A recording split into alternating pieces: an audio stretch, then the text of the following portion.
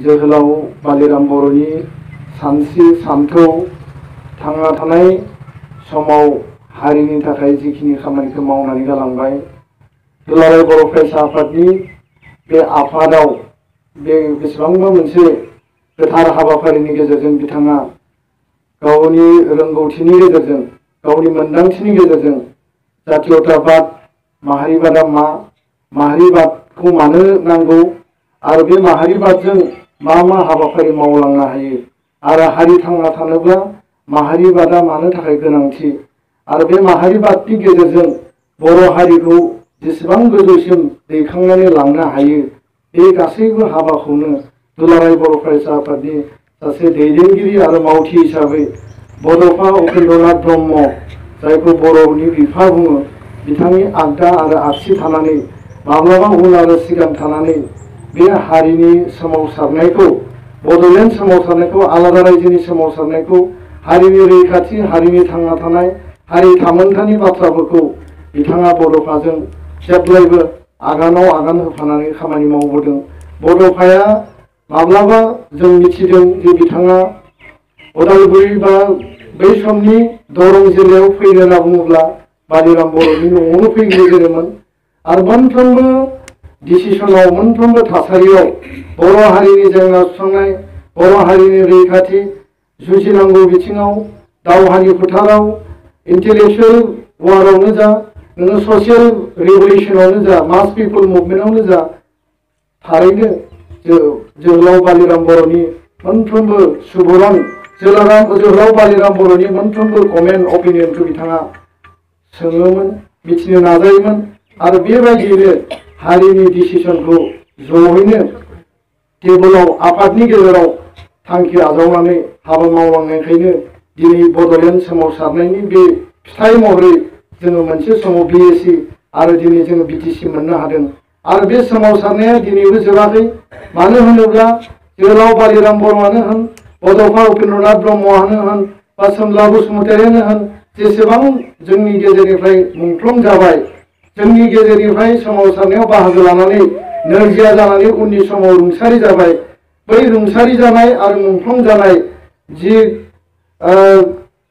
1935 बै समनि 6 बोसोर सोमावसारनायाव मुंख्लं जाबाय आरो उननि समाव जायफोरा मुंख्लं जाबाय बिथांमोननि गोरबोआव गोसोआव जे समाव मुंख्लं जादों बा थैनो गोनां जादों मोनसेल' बाथ्राखौ बिथांमोना गोरबोआव बजबनानै लादों जे जोङो आलादा रायजो मोनाब्ला जों थांना थानो हानाय नङा बर' हारिया थांना थागोनब्ला आलादा रायजोनि गेजेरजों थांना थागोन आरो गावनि सिनायथिखौ गावनो जोङो दाफुंनानै लागोन आरो बे सोमावसारबाय थानाय समावनो आलादा रायजोनि सिमां नुबाय थानाय समावनो बिथांमोना मुंख्लं जानो गोनां जादों नाथाय दिनैबो बे मुंख्लंफोरनि जि सिमां बिथांमोननि जि अबजेक्टिभमोन जि टारगेटमोन बे दिनैबो फुलफिल जायाखै आरो बिनिखायनो दिनैनि गोदान जोलैया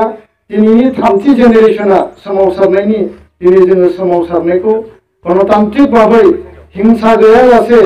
जोङो भारत सरकारजों जुक्तिजों मास पिपलनि रिभलिउसनजों आरो सावरायनायजों बाहागो लानायनि गेजेरजों जोङो जुजिगासिनो दङ मिजिंथियो जे जोहोलाव बिथांमोननि बोर आरो जोहोलाव बिथांमोननि जि अनसायनाय बे अनसायनायनि गेजेरजों थांना थानाय बर' फिसाफोरा बे सोमावसारनायखौ आबुं मोनसे महराव लाबोनो हागोन समाधान खालामनो हागोन आरो बे समाधान आरो सलुसनखौनो लानानै दिनैनि सोमावसारग्रा आफादफोरा दिनै ज' ज'यै जोङो आगान सुरलांनानै खामानि मावदों थारैनो माखासे बाथ्राया माखासे समाव सानोब्ला जोङो हारि थांना थानायनि थाखाय आफादनि खामानि मावनायनि गेजेरजों जोङो माखासे हाबाफारिखौ जोङो मावा सानब्लाबो दिनै जोङो हारि थांना थानायनि थाखाय गोजोननि थाखाय हारिया खेबसेनि थाखाय समाजा जोंनि जेंना सुस्रांनांगौनि थाखाय जोङो जायफोर आफादफोरनि आखाइनि गेजेरजों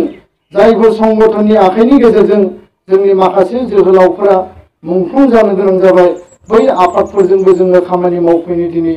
प्रयजन जाफैदों दा बेनिखायनो जोंनि गेजेराव गुबुनारिजों आसामनि पुलिसजों आसामनि मिलिटारिजों जेसेबांखि मुंख्लं जायाथों मानो दाङाबाजि जायाथों मानो गावनि गेजेरावबो दाङाबाजिनि गेजेराव एना एनिनि गेजेराव गोरोबलायैनि गेजेराव साहा खोलाहानि डिफारेन्सआव गोबां जोंनि जोहोलावफोरा जोंनि मावथिफ्रा जोंनि मैखोम जायफोर सेंग्रा जोहोलाव बिथांमोना मुंख्लं जाबोनो गोनां जादों। दा बेनिखायनो दिनैनि थासारिया बै समनि थासारिनिख्रुइ गुबुन मोनसे थासारियाव दिनै जों आगान होफैबाय। दा बेनिखाय जायफोर आफादफोरा दिनै मोनसे अबजेक्टिभ लानानै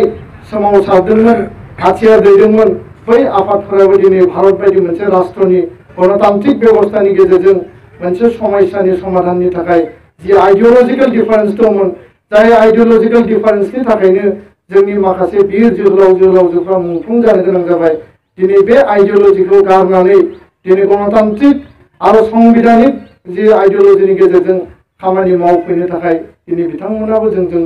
आगानसेयाव आगान मिलायनानै खामानि मावफैदों। दा बेनिखायनो जोंनि दुखुआथ' थाबाय,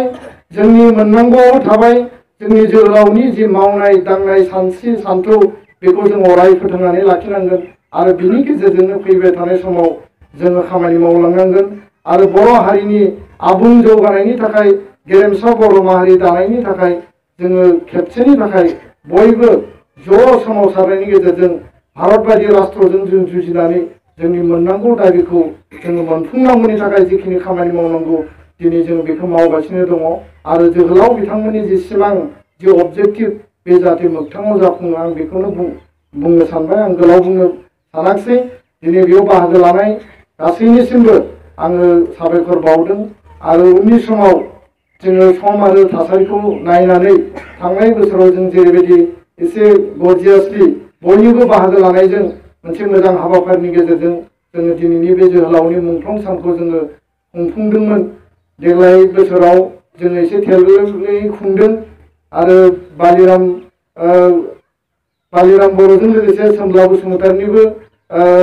एन्टि टेररिज्म डे खुंनाय जायो। बेखौबो माब्लाबा एसे मोजाङै खुंनाय जायो, माब्लाबा एसे फिसायै खुंनाय जायो।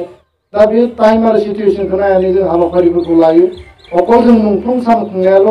हाबाफारि जानो हाया, बिनि अनगायैबो गोबां जों माखासे हाबाफारि लानांगोन आरो बेखौ जों सावरायगोन। थांनाय बोसोरावबो सावरायनाय जादोंमोन जे जोङो बालिराम बर' जि ट्रास्ट दङ बे ट्रास्टखौ दाफामफिननानै मोनसे मजबुत कमिटि बानायनानै जोङो गुबुन गुबुन बिथिङाव गुबुन गुबुन आयदायाव बालिराम बर'नि जि बिमुं बिथांनि थांना थानाय समाव मावलांनाय आरो बिथांनि सान्थौ सानस्रिखौ जोङो इयुन जोलैनो लाइमोनफोरनो आरो जोंनि फरायसा फरायसुलिनो जाहाथे जों मोजाङै फोरमायनानै गालांनो हायो। बिथांमोना जाहाथे बालिराम बर'आ सोरमोन, मा मावदोंमोन, मानि थाखाय मुंख्लं जादोंमोन बे बाथ्राखौ अन्तत बिसोरो स्पष्ट बुजिनो हायो। बिनि थाखाय माखासे हाबा मावनांगौ दङ होननानै आं सानो। दा उदालगुरि जिल्ला कमिटि एबसुआ थाबाय, हरिसिंगा दख'रा एबसुआ थाबाय, बेजों लोगोसे देबनाथ बसुमतारी गुबुन गुबुन मुंख्लंफोरबो जोंहा दङ, फोरदाना दैमारि। दा बिथांमोननि थाखायबो जों खामानि मावनांगोन आरो दिनैहाय आं सानो जे फैबाय थानाय समाव नैबे थासारि 1-2 मासा बारनायनि उनाव जोङो न'खरजों आन्सलिकजों रायजो राजाजों आरो जिल्ला आफादा ज' सावरायफिननानै देग्लाय जाहाथे खुनु कारनावनो जोङो आरो बेखौ फावसाया जोङो कमिटिखौ मजबुतै दानानै फैबाय थानाय समनि थाखाय मोजां हाबाफारि रनसायनानै हाबा मावलांनांगोन होननानै आं सानो। दा आं बेखिनिखौनो बुंबाय आरो बयनिसिमबो साबायखर बावनानै मुंख्लंनि जिउ आत्माया अराय सोरगोआव आलो गोजोननि जायगा मोनथों आरो मुंख्लंनि जि साननाय जोहोलावनि जि साननाय बिथांनि साननाया अरायबो जाफुंसारथों बेखौनो मिजिं थिनानै आं आंनि बुंनायखौ बेयावनो फोजोबबाय। गोजोन्थों।